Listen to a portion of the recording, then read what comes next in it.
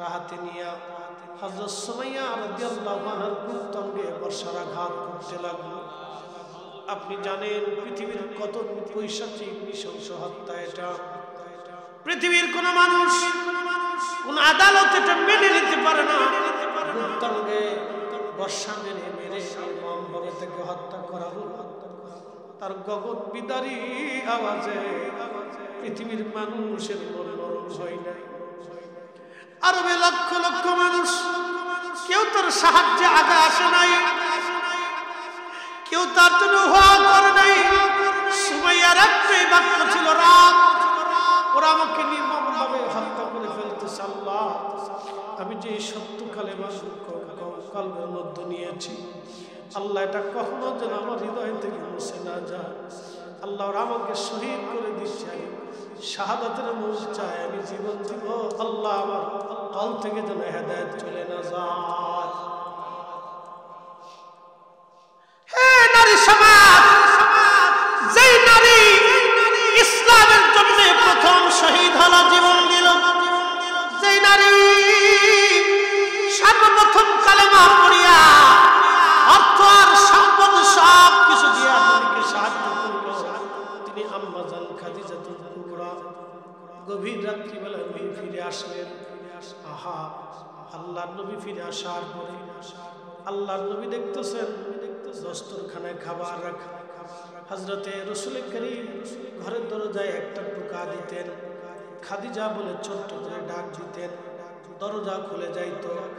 আল্লাহর নবী বলতেন, খাদিজা রে, তুমি কি ঘুমাও না? খাদিজা বলতো, ইয়া রাসূলুল্লাহ, আপনি কালেমার দাওয়াত দিয়ে যান, কত কাফির আপনার দুশমন, আমি ঘুমাইলে আপনি রাত্রিবেলা এসে আমাকে ডাকতে থাকবেন, কষ্ট হবে গো নবী। দরজার সাথে আমি খাদিজা হেলান দিয়ে থাকি যাতে আপনি নবীর কষ্ট না হয়। এই জন্য নবী কোনোদিন খাদিজার ভালোবাসা বুঝতে পারতেন না। দস্তরখানায় খাবার সারাদিন মা জননী খান নাই। আল্লাহ নবী ডাক দিলেন, খাদিজা, বাড়িতে তো খাবার নাই, তুমি কি খাও নাই? ইয়া রাসূলুল্লাহ, আপনি খান, আপনি খাইলে আমার খাওয়া হবে। আল্লাহর নবী হাত বলে চিবাইয়া চিবাইয়া দস্তরখানায় রেখে দিতেন। আমাদের মা জননী জীবন হাড়গুলি খাইতেন। আল্লাহ রাসূল বলতেন, খাদিজা, কত খাবার সামনে আছে, তুমি সেগুলি খাও, আমার জীবন হাড়গুলি তুমি কেন খাও? আম্মা জান ডেকে বলতেন, ইয়া রাসূলুল্লাহ, আপনার চিবানো খাবারের মতো এত স্বাদ আমি খাদিজা কোনো খাবারের মধ্যে পাই না। এ সমস্ত মুজিজা দেখা হযরত খাদিজা, জীবন যৌবন সপিল আপনায় নবীজি, কোন সাধনে পাইব তোমার? কাঙ্গালের দেখা দিবেন গো নবীজি, কোন সাধনে পাইব তোমার?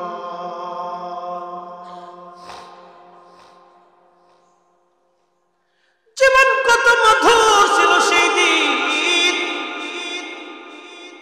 40 বছর একজন নারী মহিয়সী তাইয়্যিবা তাহেরা সাইয়্যিদা হযরত আম্মা জান খাদিজাতুল কুবরা, আল্লাহু আকবার, 40 বছরও বুঝতে দেন নাই ভালোবাসা আর কি অভাব হতে পারে। একজন নারী এইভাবে এতই ভালোবাসা করে দিলেন, আম্মা জানের জীবদ্দশায় আল্লাহর নবী আর কোন স্ত্রী গ্রহণ করেন নাই। এই মহিয়সী নারীর গর্ভে পৃথিবীতে আরেকজন শ্রেষ্ঠ নারীর জন্ম হলো। তিনি ফাতিমাতুজ জাহরা রাদিয়াল্লাহু আনহা, সাইয়্যিদাতুন নিসাই আহলিল জান্নাহ।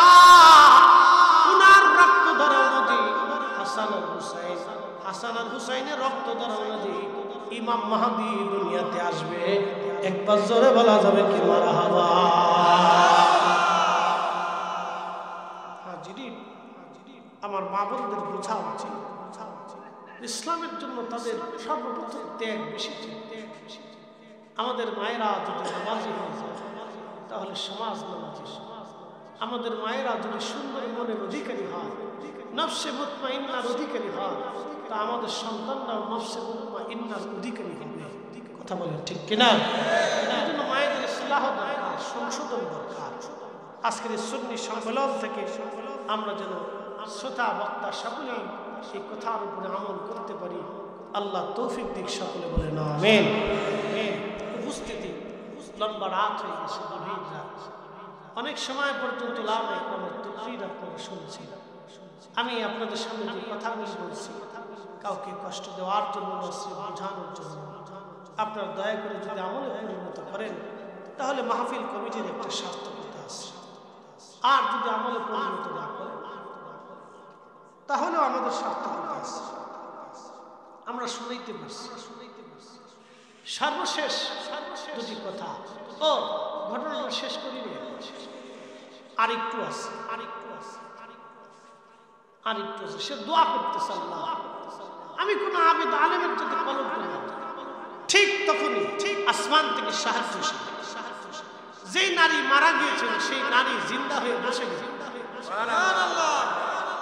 বসেতে সেই নারী সাক্ষ্য দিচ্ছে, হে মানুষ, তোমরা আমার হত্যার ব্যাপারে যাকে দোষী করতেছে এই আবেদ সালেহ কোনো দোষী, আমি তাকে ধোঁকা দেওয়ার জন্য মানুষের প্ররোচনায় অর্থের লোভে পড়ে জেনা করতে গিয়েছে না, সে আমার সাথে জেনা করে 10টা আঙ্গুল আগুনে পুড়িয়ে সারখার করিয়েছে।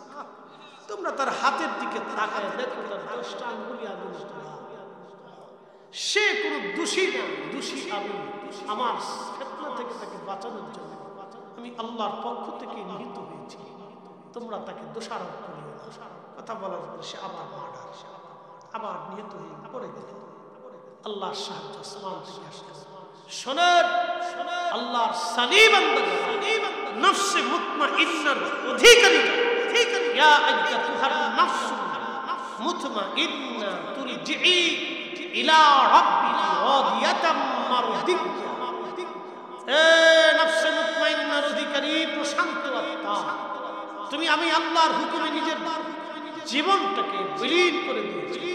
তুমি আল্লাহর আইন মানতে যে মানুষের মার খেয়েছো, কথার যন্ত্রণা সহ্য করেছো, তুমি বরদাস্ত করেছো।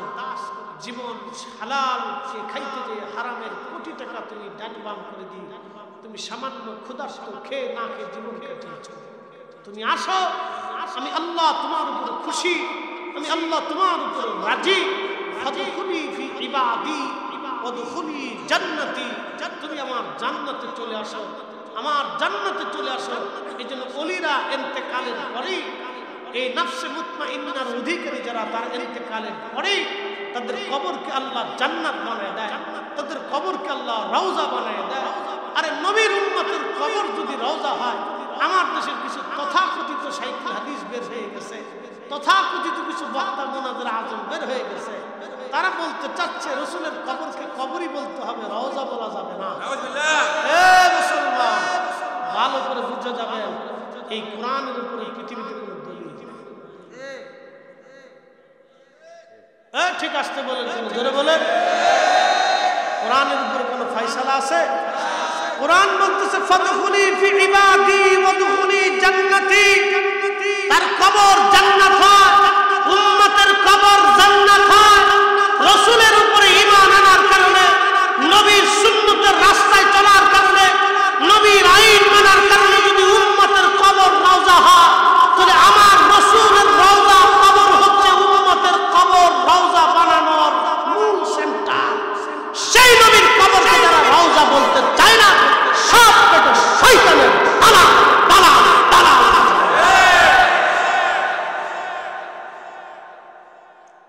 নাম দিছে শাইখুল হাদিস, তোর মতো শাইখুল হাদিস দিয়ে উম্মতের কি উপকার?